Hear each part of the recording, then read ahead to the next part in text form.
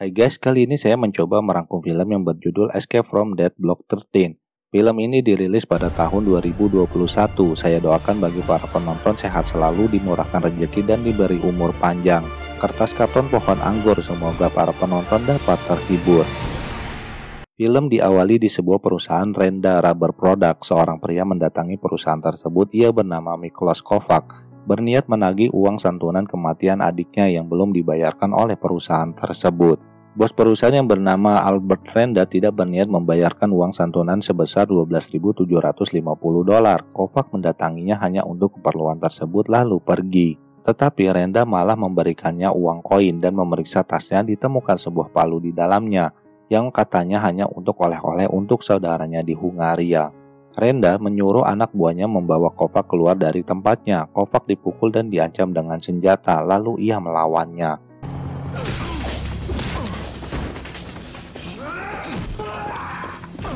Seorang anak buah Renda mengeluarkan pistol tanpa sengaja menembak temannya sendiri. Lalu datang Renda dengan senjata laras panjangnya mengancam Kovac dari belakang dan memukul kepalanya hingga Kovac pingsan. Kovac dibawa ke kantor polisi dan dimasukkan ke dalam penjara. Lalu ia dibawa ke dalam ruangan detektif Borelli untuk diinterogasi. Ia membela dirinya bahwa ia bukanlah penjahat. Maksud kedatangannya ke perusahaan daur ulang milik Renda yaitu untuk menuntut hak santunan kematian adiknya. Tetapi detektif mengira ia membawa palu dengan sengaja melakukan pemerasan lalu menembak seorang di sana. Detektif bilang Renda memiliki ikatan persaudaraan dengan hakim yang akan menyidangkan kasus itu dengannya, dan mereka akan memberatkan hukuman kepada Kovac. Kemungkinan 5-10 tahun hukuman penjara, setelah itu akan dihukum atas pelanggaran imigrasi. Detektif mengatakan adiknya terlibat dalam lingkaran jaringan narkoba. Ia berada di tempat dan waktu yang salah dan salah mengatakan sesuatu lalu dibunuh. Kedua detektif tersebut membutuhkan bantuan Kovac untuk menyelidiki tentang lingkaran narkoba tersebut di dalam penjara.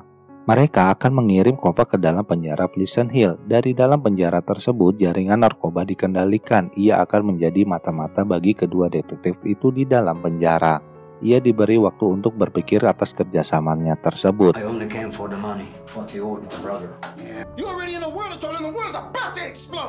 Kovac pun dibawa ke dalam penjara Pleasant Hill dengan tangan diborgol dan kaki dirantai. Ia dimasukkan ke dalam penjara. Malam harinya datang 3 orang sipir penjara. Kovac disuruh keluar dari dalam selnya. Lalu ia dipukuli dan disetrum. Ketiga sipir penjara menyiksanya,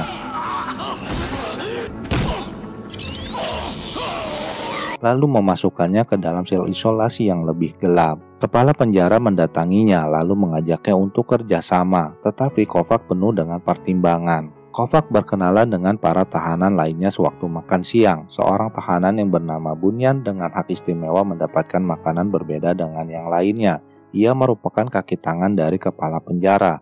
Fear not the black hand, for it is the hand. Setelah makan, mereka pun disuruh membersihkan perkarangan penjara.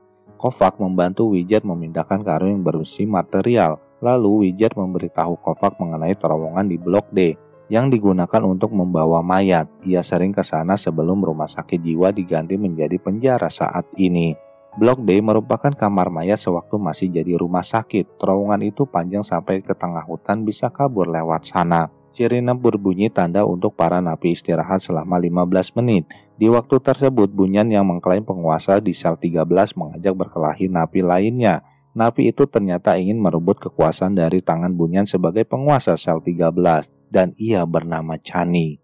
Bunyan tidak akan melepas kekuasaannya begitu saja. Para sipir penjara memasang taruhan satu sama lainnya di pertarungan itu, dan kepala penjara mendapatkan 50% dari hasil taruhannya. Lalu keadaan menjadi kacau antara kelompok saling serang. Chani ditusuk oleh anak buah Bunyan dan kepala penjara memerintahkan memberikan perhatian dengan tembakan untuk membubarkan mereka.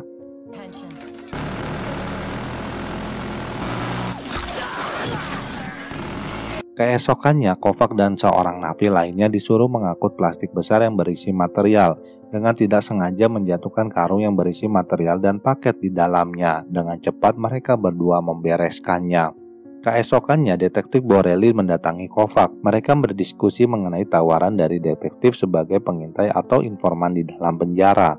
yang ternyata penjara tersebut digunakan sebagai pengendali peredaran narkoba dan ia diusahakan untuk bebas dengan cepat karena mengikuti aturan. Kepala penjara mendapatkan laporan dari ajudannya. Kovac dipenjara karena kasus tuduhan pemerasan dan pembunuhan, bukan karena kasus pencurian mobil yang diajukan tuntutannya oleh Albert Renda. Kepala penjara mendatangi pabrik pengolahan karet milik Renda. Ia menanyakan terkait kasus adik dari Kovac. Renda membunuhnya karena mengetahui bisnis yang sebenarnya yang mereka jalankan. Malam harinya, seorang napi di lantai atas disuruh keluar dari selnya dan disetrum oleh 3 orang sipir penjara, sehingga ia terjatuh ke lantai bawah dengan kepala menghujam lantai dan pecah lalu tewas.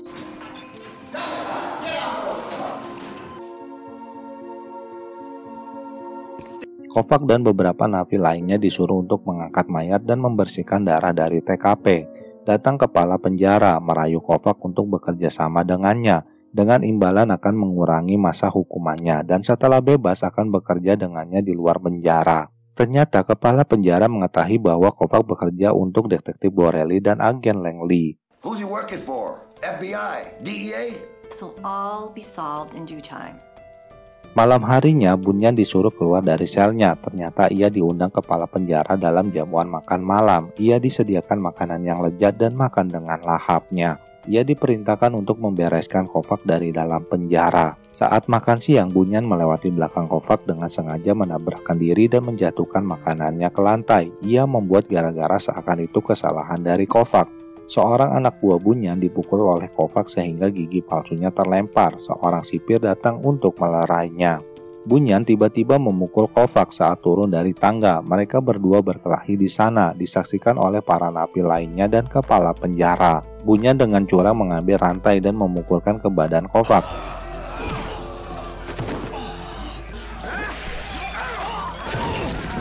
Seorang napi membantu mengambilkan sepotong kayu untuk Kovac. Ternyata itu hanya jebakan dari kepala penjara agar Kovac dapat membunuh Bunyan. Tetapi Kovac tidak terpancing untuk membunuhnya. Kepala penjara memerintahkan untuk membawa Bunyan dan Kovac ke ruang isolasi.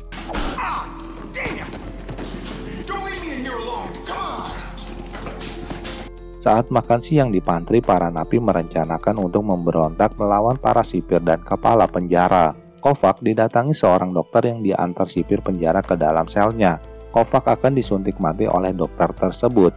Bunyan berpura-pura sesak napas. Sipir mendatangi selnya. Lalu Bunyan melumpuhkan sipir tersebut. Dia langsung menuju sel dari Kovac, merebut suntikan dari tangan dokter dan menancapkan ke leher dokter tersebut. Lalu Bunyan membuka borgol yang mengikat tangan dan kaki Kovac. Kini mereka berdua menjadi teman. Sementara para napi dibawa melawan para sipir yang sangat kejam. Mereka melawan karena perlakuan para sipir selama ini yang di luar batas kewajaran.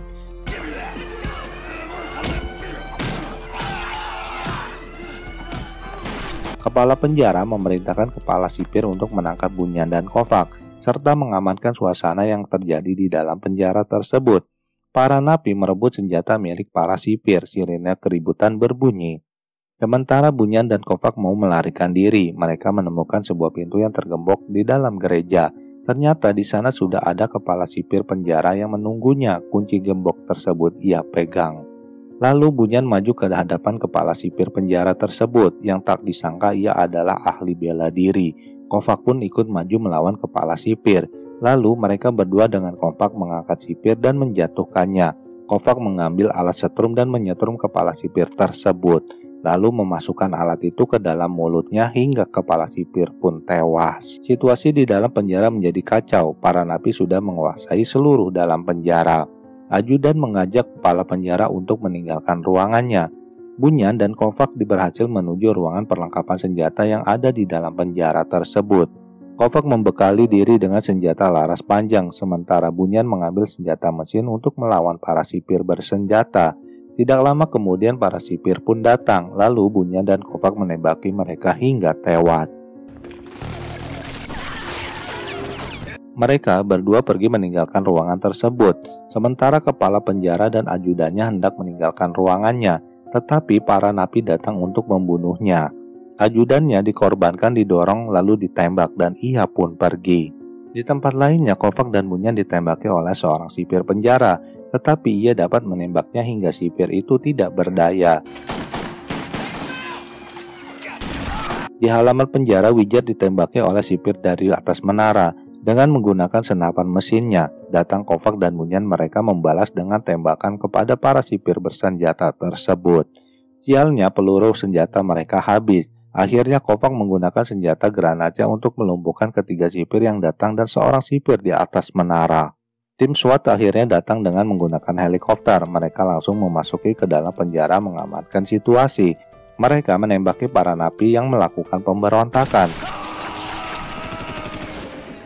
Bunyan ditembak oleh kepala penjara, lalu datang Kovac menembak kepala penjara itu hingga tewas. Dengan senjata granatnya, ia menembak terowongan yang diceritakan oleh Wizard.